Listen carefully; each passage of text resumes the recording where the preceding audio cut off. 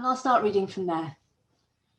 I was 14 when I ran away from home, and it was not all bad when I reached London, threaded with dirty Victorian railway bridges. There were some good things. I had nail varnish that was such an unbelievable pink, a pink that could only have existed in the nuclear age. Oh yeah, a radioactive bubblegum pink that was pure plastic.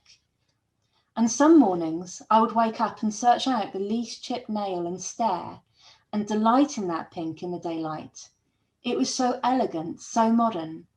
Wherever I happened to have woken up, in someone else's cluttered bedsit or in the doorway of a neglected building, and however broken and bruised I was, that pink nail varnish was something familiar, like an old bedspread, like a friend. My comfort came with me wherever I woke up. But there was also that day that I had stinking period pain as I sat to rest on a bench at Southwark Cathedral, like my sides were about to explode for 2 days. And they took me to a hospital. They gave me a bath and they shaved me too, shaved me in private places. Then they hooked up my ankles into strange metal arms. Breathe like this, said the nurse who put a syringe in my leg when I was lying down, when the pains were louder and quicker. So I breathed like that. But between the pains, I stared at my pink varnish nails right up until the next roaring pain would come. The nurses looked down at me as I lay on the bed like I was a piece of dirt.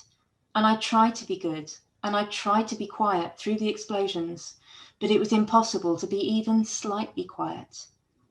And eventually, my insides ripped out into a beautiful brown little baby, bald and covered in blood, kicking angrily at the air. Now, I do know my birds and my bees nowadays. It's just that the birds aren't worth the mention. Oh, but my baby bee. How can I explain? She was wrinkly and whiny but beautiful. Beautiful feet, unbelievable toes, warm black skin.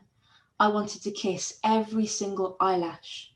She was more wonderful than 100 zillion pink nail varnishes, and with 100 zillion different perspectives to look at her cute ears and nostrils and tear ducts and wide black eyes and grasping fingers and her addictive love to me. I called her Lily, and I could only clasp her to me all the time and feed her and wake and feed her again. And I would get up in the middle of the night in the safe little flat they'd given me, a whole train ride from London Bridge with the rotting windows and rotting curtains. I was changing her and singing to her in the flat where I could not keep the dishes clean and cook and hold her. I loved her. It circled in the air that I loved her and that I needed to look after her properly. But the time was so confusing. Was it day? Was it night? The fluorescent kitchen light would hum at me, and the clock leered at me. I knew I had to wash, but wash what? The curtains, the bee, the dishes. And she would scream at me, my beautiful little bee, screaming bee.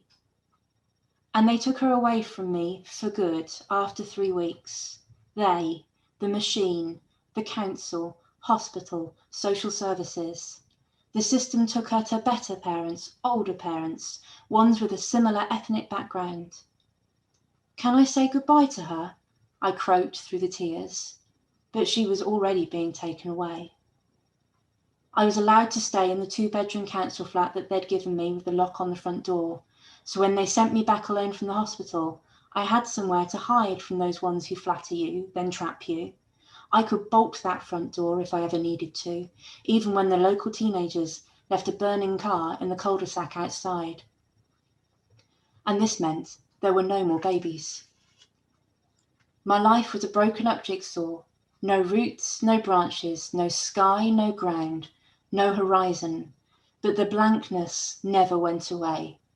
And as Deptford stonewashed its railway arches and built towering flats with intercoms and glass bricks, I thought it was the end. Beep, beep, bop. No, it wasn't the end, although it felt it at the time. My beautiful bee, she was going to come back to me. She was going to look for me. Someone who didn't want to hurt me was going to look for me.